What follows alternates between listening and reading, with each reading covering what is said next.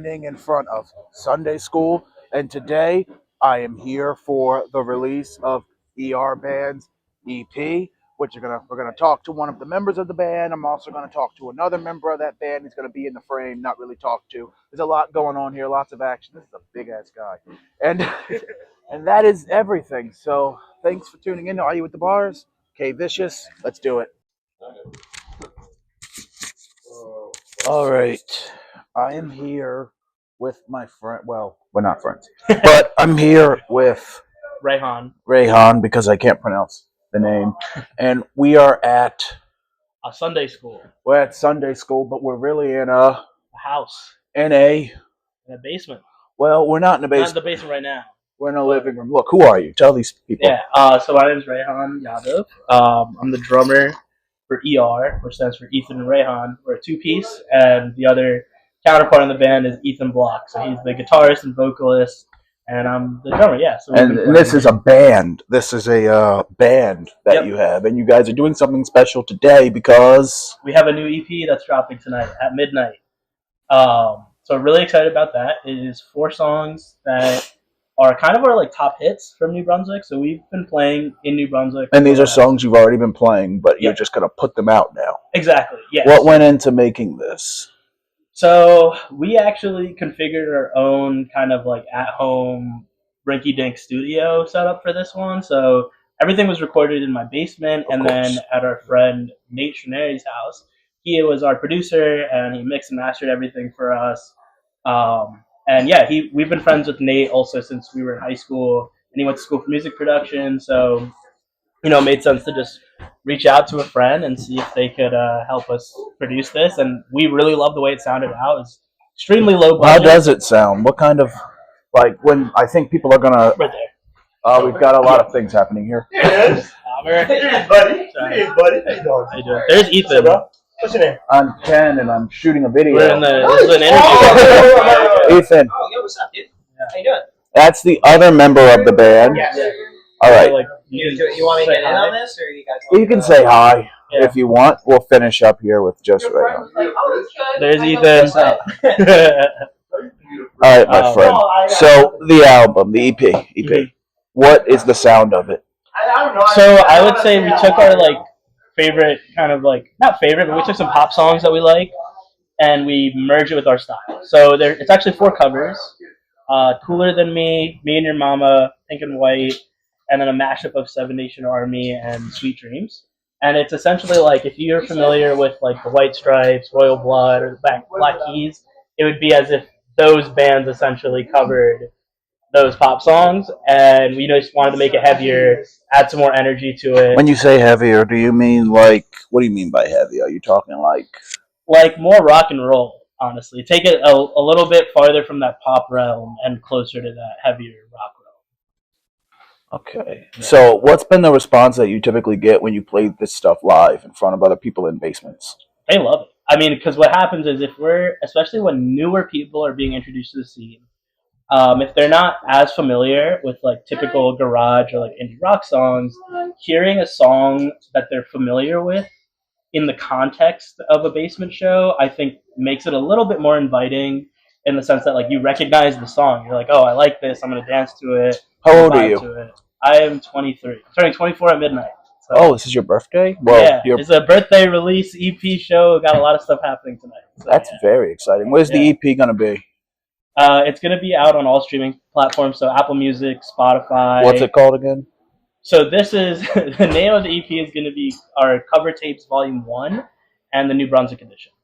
So we have plans to make a lot more covers in the future because we just have so much fun kind of doing it, and this whole project has just been an outlet for us to kind of relax, play some music. But it is you recorded this. It's not a live type of... Yep, we recorded all of this in a studio setting.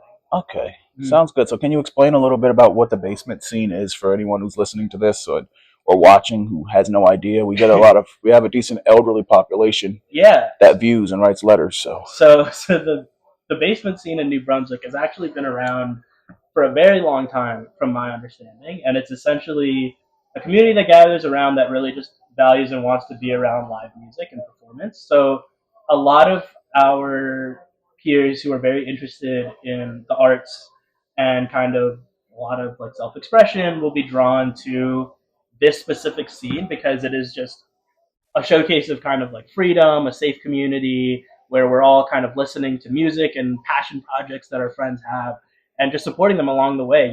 I think the beauty of the New Brunswick scene from what I've been through is it doesn't matter how long you've been playing, whether or not you're a professional musician. If you want to just start a band with your friends and play for fun, maybe in front of a crowd, like there's people who are going to support you and want to watch you through the way. When me and Ethan started, neither of us really had professional training. We were just kind of two friends who liked the same music and wanted to get out here, and we ended up stumbling upon this scene and this community. Do you feel professional now?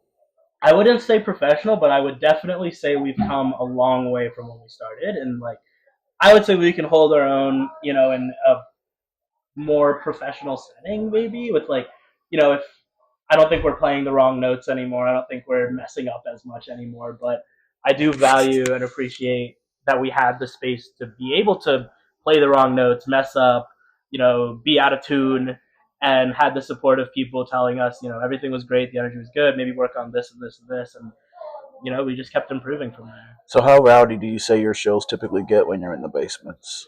And do you enjoy that? Do you have that kind of a crowd, or Yeah. I haven't seen you guys as far as I can recall, so I don't know. I would say we get. I think rowdy is a bit of like a stronger term, but I would say we definitely get people moving. So because we have a good blend of that kind of like pop and rock element, it'll be a good amount of dancing, people kind of feeling the music and the vibe. Sometimes if we're playing riffs that have a lot more energy and intensity, there'll be some moshing and people moving around, pushing around like that's crazy in a basement, right? Yeah, it is very crazy in a basement. But the other thing with the community is everyone actually knows how to mosh and dance around and move around safely. That, yeah. I've seen some pretty big people too in the mosh pits, and I'm like, God.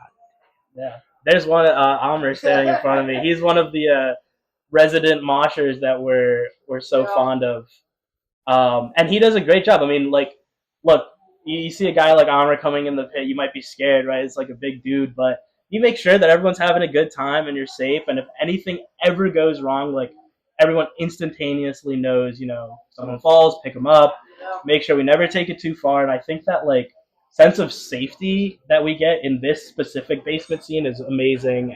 And that's not just here at Sunday School. I think that's all around this county too, with all the basements in this county. I think I haven't heard or seen anything too graphic or at all, really. No, especially we've played a lot of shows in New Brunswick. And what other places do you go besides New Brunswick? Do you play other basement scenes? Yep, yeah. So we've played recently. We were down in Baltimore. We had a great time over there. It's a basement house venue called the Forest. We've played in Philly a couple times at like some bars and basement shows. Yeah, and then New York is a bit of a different scene. It's a lot more just actual bars and venues. So the issue, I guess, we've kind of come that are currently working through in New York is a lot of the venues are pay to play. So it's a nicer space. It's an actual bar, but if you want to play for an hour, you got to pay them $150 minimum, and then run your own ticket sales. And drawing that crowd is a little different because it's not like a community feel. Whereas in New Brunswick, it doesn't matter who's on the bill. Like everyone's coming out to see a show. So how do you book yourselves? What's the process that you do? Do you call these places, or are you sending a bunch of emails or DMing? What gets you the most hits? I would say all three. So it's emails, DMing on Instagram. Sometimes I think with the DIY scene, like when it's people's basements, do they come to you? They'll come and reach out to us. But for the most part, it's a lot of just DMing, calling, emailing. It's like cold calling, like if you're in a sales job. All right. Well, that's what I was going to bring on to next. Your style, these rings and this stuff and all of that. Do you want to talk about that for a second? Yeah, I mean, these are all just things I like to wear. They're from. These are the questions people ask me, so I'm going to ask it to you and see how you respond, and then I'm going to. So, I mean, some of these things do have a meaning of significance, and like some of them are just, I think they're cool. So this earring is from a show that I loved growing up, Avatar: The Last Airbender. So this is it's a little knife, which was like one of the main characters. His name's Zuko. His knife. I had a friend gift it to me, and so I value that a lot. And then the other ring that I have on that I really value a ton is this one here. is it's from this anime called Neon Genesis Evangelion, and one of my closest friends. Oh, you got that good dialect. Yeah. One of my closest friends, he and I both really like the show, and I bought us these. I bought us both the same rings. They're matching rings for our birthday. Maybe it might have been like three years ago, and he shares the same birthday with me on December 14th. And unfortunately, he passed away um, about a year ago. And so for today, especially, with it being a birthday show and everything, I like to wear this ring. Kind of has that significance Oh of my our gosh, friendship and yes, and your everything. birthday's coming. Yeah, Oh, so I'm sorry to hear this that. ring is definitely one that has more significance than some of the other jewelry that Of I like to course. wear. But yeah, I think everyone always has like a piece of jewelry or clothing that they I value. like this too because we're surrounded by a lot of stuff going on. So there's, I think, is that a margarita or what is that? Yeah, That's a margarita, and then yeah. I think there was gummies that someone took. Yeah, And there's a lot of energy here. Yep. I think that's amazing. How do you feel about all this energy surrounding us? How does it make you feel? Do you ever have like any kind of anxiety or none of that because you're a performer? I would say not as much anymore. I think when we first started, yeah, there was always a lot of anxiety on like how are people gonna react to the music? Are they gonna like it? Is it just gonna be frustrating to them? But as I've played it, if anything, it eases my anxiety. I feel more comforting when I'm here, and I'm just having a good time with my friends at the end of the day. And I get to play music, which is what I love to do, and they seem to enjoy it now, so it's a win-win for everyone. That is true. Where do you see the scene going? Do you think it's going to get any bigger than it is now? Do you think it's reached its peak? Do you think this is kind of what it is? Do you think there's what can be done to further promote the basement scene as a whole? I think the next level of the scene that we have here is to have official venues. So I think in New Brunswick, from what we've noticed, is there's clearly a crowd and a draw to come and see these live musicians, not only if they're professional, but if they're new and they just want to get their music out there and they want to play. The one thing that is lacking is we are dependent on students hosting and having it at their house, which I think is an amazing thing. And I think what we have noticed is every year it's going to be a different house. None of these houses stay because they typically belong to students that are only here for 4 years. I think if we want to take the scene kind of to the next level, it would be opening a official venue that is catered towards the New Brunswick scene, but has all of the highest end like sound equipment, safety, like security that's there. Oh, that all doesn't scare stuff. you? You don't think the university might get involved and start poking their heads in? I don't think so. I mean, we have enough bars throughout Rutgers as is, and That they leave those alone. and they leave them alone. And actually, what's happened in the last couple of years, I don't know if this happened in the past, is some of these bars are hosting some of the basement shows at their bars. So I think it's just a matter of time before one of these bars kind of just takes on the That mantle of responsibility, being, yeah. like we have the proper professional equipment, and then Because you guys are logging this stuff around, and I think they're picking it up down here. You guys Yeah. are carrying all your equipment, but you don't carry like sound equipment. They have amps yeah, and stuff. we'll rely on the houses, and again, it varies person to person. Like some houses will have nothing, and the band will have to bring everything, like their drum kit, the amps, the PA system. Is it worth it? Like, what do you get out of it? I know the answer to these questions. Yeah, but so these old people listening don't know. Yeah, it's worth it to be able to play. I mean, I think we all can acknowledge that live music is something that is just not as popular anymore. Like you go to these frat parties and house parties at Rutgers, like they're not playing live music. They're playing off a playlist or have a DJ, which is great. But if you want to satisfy that craving of getting live music out there, and if you yourself want to demonstrate your music, you'll bring everything that you can to get a chance and opportunity to play. Where do you see yourself going with this then? Like, where do you think you're gonna ER band? Where is it going? Because you're 23, 24 in a few hours. In a couple hours. I mean, honestly, I think for me personally, this has just been an outlet to kind of have fun and like pursue my passion of playing the drums. And I think as long as it continues to be an area of stress relief and not a stress inducer, we'll just see where it takes us. I think as long as we just keep having fun with it and using music as the outlet for ourselves, it can go anywhere over time. I think if we start getting more anxiety because of the music, because of the project, then it might be time to take a step back. That's all about like deadlines and stuff too, meeting your own deadlines for releasing and performing and et cetera, et cetera. What got you into the drums? Because that's pretty cool. How long have you been doing that? Yeah, I started playing the drums when I was in like 5th grade. I was in band in elementary school, and my mom really wanted me to play the drums for some reason, so she's like, yeah, you should try to play the drums. And I was like, okay. And then I went to this place called School of Rock in Princeton. I know that one. Yeah, and so that's where I really got exposed to rock music and a whole different genre of music that I grew up with. So I listened to a lot of pop and Bollywood music while I was growing up. So what's your ethnicity? I'm Indian. Both of my parents came from India back in the 90s. Bollywood. Yeah. Wow. Those are the ones where they wear those really fancy gowns, and they're always, one I've seen, they're always chasing a guy. Yeah, that's like one of the tropes.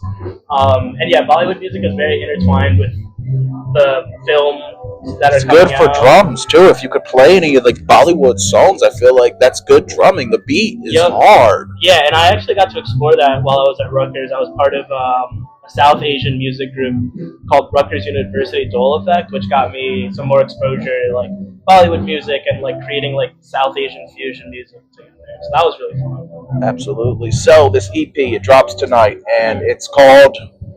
It is called Cover Tapes Volume 1, New Brunswick, and the band that put it out is called ER.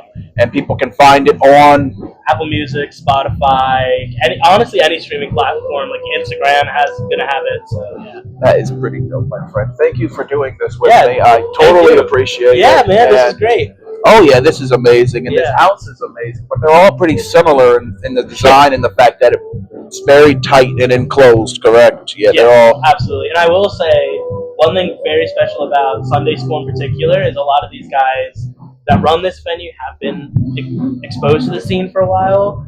So the equipment that they have here and the sound quality that we get and the clarity of voice is phenomenal. Because what happens normally at a basement show is, the guitar's so loud, the drums are so loud, you can never hear vocals. Vocals are muffled. Yeah, we can hear vocals clearly coming through the floor right now. I can feel them coming through the floor right now. Yeah, so it's great. Love the work that these guys. It's very prostate stimulating music going on down there. Is that what this EP is going to be? Is it going to be prostate stimulating, or is it going to be mentally enriching? I don't know. I think it's up to you. You listen to it and you decide how it makes you feel. Me, it just makes me feel like I want to get up and dance. So just do that with that as you may. But I like that. That wasn't as dirty as what I said, so that was better. All right, my friend. And I say your name how again? Rayhan. All right, thank you, Rayhan. Yeah, thank you. And you're from ER, and then this is the other ER band guy, and his name is... He's Ethan. You want to come here, Ethan? Yeah, hop in here. And then that's Ethan. He's the other one. This is very DIY, very gritty. I love it. This place is so cool. It's so DIY gritty, and this is like such a awesome setup. Very less professional than my other setups, but those aren't that professional either. So thank you guys. Yeah, thank you, man. Good luck with the EP, which is available everywhere, and it's called Cover Tapes Volume 1, New Brunswick. Guys. Pumping on stop the bag I had to earn. You can try, but you might fail again. You know you never learn. Hit me with a bottle, I was tripping.